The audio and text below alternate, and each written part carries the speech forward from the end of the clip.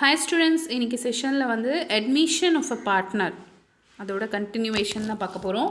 So இதுக்கு முன்னாடி வந்து 3 மாடல்ஸ் பார்த்துருந்தோம் இல்லையா. சப்போஸ் இப்போ நியூ பார்ட்னர் ஜாயின் பண்ணுறாங்க அப்படின்னா ஏற்கனவே இருக்கிற general reserve, profit and loss, accumulated reserves இதெல்லாமே எப்படி ஷேர் பண்ணுவோம், ஓல்டு பார்ட்னர்ஸ்க்கு ஷேர் பண்ணுவோன்ற என்ட்ரிஸ் பார்த்தோம். கரெக்ட். ஸோ இன்றைக்கி செஷனில் என்ன பார்க்க போகிறோம் அப்படின்னா, ஸோ புதுசாக பார்ட்னர் வராங்க அப்படின்னா ஆல்ரெடி நம்மளோட ஃபர்மில் இருக்கிற அசட்ஸ் அண்ட் லைபிலிட்டிஸை எப்படி ரீவேல்யூ பண்ண போகிறோம். ஸோ புதுசாக ஒரு பார்ட்னர் வராங்க அப்படின்னா நம்மளோட பார்ட்னர்ஷிப் ஃபார்மில் இருக்கிற அசட்ஸ், லைபிலிட்டிஸ் எல்லாமே வந்து நம்ம ரீவேல்யூ பண்ணணும். ஓகே. ஸோ அப்போ சப்போஸ் ரீவேல்யூ பண்ணும்போது அசட்டோட வேல்யூ இன்க்ரீஸ் ஆகுது. ஓகே. ஸோ இன்க்ரீஸ் அசட் வந்து அதோட வேல்யூ வந்து அதிகமாக ஆகுது அப்படின்னா அந்த asset accounted are to revaluation. Suppose பில்டிங்னு வச்சுக்கோ அசட். ஓகே. ஸோ ரீவேல்யூ பண்ணும்போது பில்டிங் வந்து எப்போவுமே இப்போது 1 இயருக்கு முன்னாடி அந்த பில்டிங்கோட வேல்யூ வந்து சப்போஸ் ஃபார் எக்ஸாம்பிள் 25 lakhs வச்சுருந்தோன்னா அதை நீ ரீவேல்யூ பண்ணுற அப்படின்னா கண்டிப்பாக 1 இயருக்கு அப்புறமா அது அதிகமாக இருக்கும். கரெக்டாக. ஸோ 25 lakhsலேருந்து சம் 35 lakhs கூட ஆகிருக்கலாம். கரெக்ட். ஸோ அந்த அசட்டோட வேல்யூ வந்து இன்க்ரீஸ் ஆகுது. ஸோ போன வருஷத்துக்கு அதோட மதிப்புக்கும் இந்த வருஷம் நான் அதை வேல்யூ பண்ணும்போது அதோட மதிப்பு வந்து கூடுதலாக இருக்குது, அசட்டோட மதிப்பு வந்து கூடுதலாக இருக்குது அப்படின்னா நம்ம அதை asset accounted are to revaluation, அதுதான் ஜேர்னல் என்ட்ரி.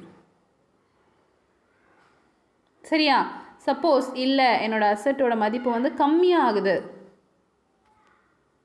ஓகே. ஸோ அந்த மாதிரி சினாரியோவில் revaluation accounted are to asset account. Okay. So asset value increase ஆகுது அப்படின்னா asset accounted are to revaluation, asset account decrease ஆகுது அப்படின்னா revaluation accounted are to concern asset. Okay.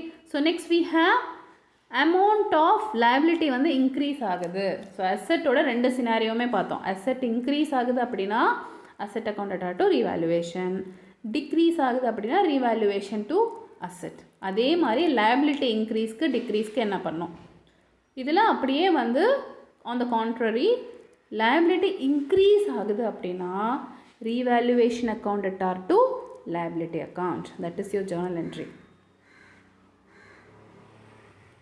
ஏன் வந்து லைபிலிட்டி இன்க்ரீஸ் ஆகுது அப்படின்னா ரீவேல்யூவேஷன் அக்கௌண்ட்டை வந்து டெபிட் பண்ணுறோம் அப்படின்னா உனக்கு வந்து கடன் வந்து இன்க்ரீஸ் ஆகுது, நீ ரீபே பண்ண வேண்டியது இன்க்ரீஸ் ஆகுது.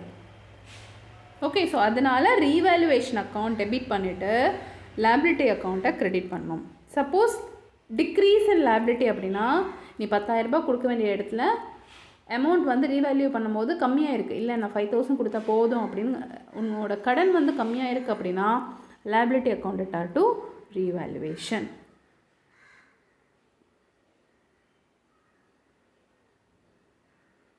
ஓகே. ஸோ இது ரெண்டுத்தோட டிஃப்ரென்ஸ் புரிஞ்சுதாமா? Asset increase, asset decrease, liability increase, liability decrease. So இந்த 4 என்ட்ரி புரிஞ்சுது அப்படின்னா அடுத்த 2 என்ட்ரி ரொம்ப easy. For recording and unrecorded asset. அன்ரெக்கார்டட்னா என்ன? ஸோ இது வரைக்கும் அந்த அசட்டை வந்து உன்னோட புக்ஸில் ரெக்கார்ட் பண்ணவே இல்லை. ரெக்கார்ட் பண்ணவே இல்லைன்னா என்ன அர்த்தம்? அது இன்க்ரீஸ் ஆகிருக்கு. கரெக்டாக. இப்போ நீ புதுசாக அதை பண்ண போகிற அப்படின்னா உன்னோட அசட் வேல்யூ இன்க்ரீஸ் ஆக போகுது. So as usual asset increase ஆச்சுன்னா என்ன ஜேர்னல் என்ட்ரியோ அதே தான் இதுக்கும் போகணும். Asset accounted are to revaluation account. அதே மாதிரி அடுத்த சினாரியோவில் for recording and unrecorded liability. So liability record பண்ணாமல் இருந்திருக்கு அப்படின்னா இப்போ நீ ரெக்கார்ட் பண்ணுற அப்படின்னா அந்த இடத்துல அது இன்க்ரீஸ் ஆக போகுது. லைபிலிட்டி இன்க்ரீஸ்க்கு என்ன ஜேர்னல் என்ட்ரியோ அதே என்ட்ரி தான். Revaluation accounted are to concern liability account. Easy. 6 journal entries புரிஞ்சதுன்னா அவ்வளோதான், இந்த சாப்டரே பாதி புரிஞ்சிட்ட மாதிரி. Revaluation account. ஸோ ஃபைனலாக ரீவேல்யூவேஷன் அக்கௌண்ட்டுக்கு நம்ம ஒரு ஃபைனல் என்ட்ரி இருக்குது. சப்போஸ் உனக்கு வந்து நீ இந்த அசட் அண்ட் லைபிலிட்டிலாம் ரீவேல்யூ பண்ணதுக்கப்புறமா ப்ராஃபிட் வருது அப்படின்னா அதுக்கு என்ன என்ட்ரினா revaluation accounted are to old partners capital account. So எப்படி வரும் ப்ராஃபிட்? எப்படி வரும்? அசட் அதிகமாக இருக்கணும், லைபிலிட்டி கம்மியாக இருக்கணும். ஓகே. ஸோ அந்த சினாரியோவில் revaluation accounted are to old partners capital account. So that will be your journal entry. இல்லை எனக்கு லாஸ் வருது, நான் ரீவேல்யூவேஷன் எல்லாமே அசெட் அண்ட் லைபிலிட்டி எல்லாமே ரீவேல்யூ பண்ணதுக்கப்புறமா எனக்கு ரீவேல்யூவேஷன் அக்கௌண்ட்டில் லாஸ் வருது அப்படின்னா old partners capital account are to revaluation account. So simple entries. Okay, so we can mark it like this also. Asset increase, liability decrease அப்படின்னா revaluation credit பண்ணும். Okay, asset decrease, liability increase அப்படின்னா revaluation account debit பண்ணும். So that is the concept. Very easy. So journal entries மட்டும் understand பண்ணிக்கோ. Next sessionல we will see the sums. Clear?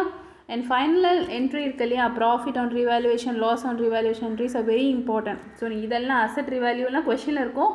So இதுக்கான என்ட்ரிலாம் நீ கரெக்டாக போட்டே வந்துடுவேன். ஃபைனலாக இதை மறந்துடக்கூடாது. ஸோ லாஸ் வந்தாலும் ப்ராஃபிட் வந்தாலும் அதை வந்து நம்ம பார்ட்னர்ஸ் அக்கௌண்ட்டுக்கு we have to transfer it. So once again I will tell you, profit on revaluation அப்படின்னா revaluation account to old partners. So எத்தனை பார்ட்னர், 2 partners 3 partners எத்தனை பேர் இருக்காங்களோ அவங்களோட ஓல்டு ரேஷியோ கொஷனில் கொடுத்துருப்பாங்க, ரேஷியோ கொடுத்துருப்பாங்க. அந்த ரேஷியோவில் we need to share. Loss வந்துச்சு அப்படின்னா அதே மாதிரி old partners account to revaluation account. Clear? Thank you.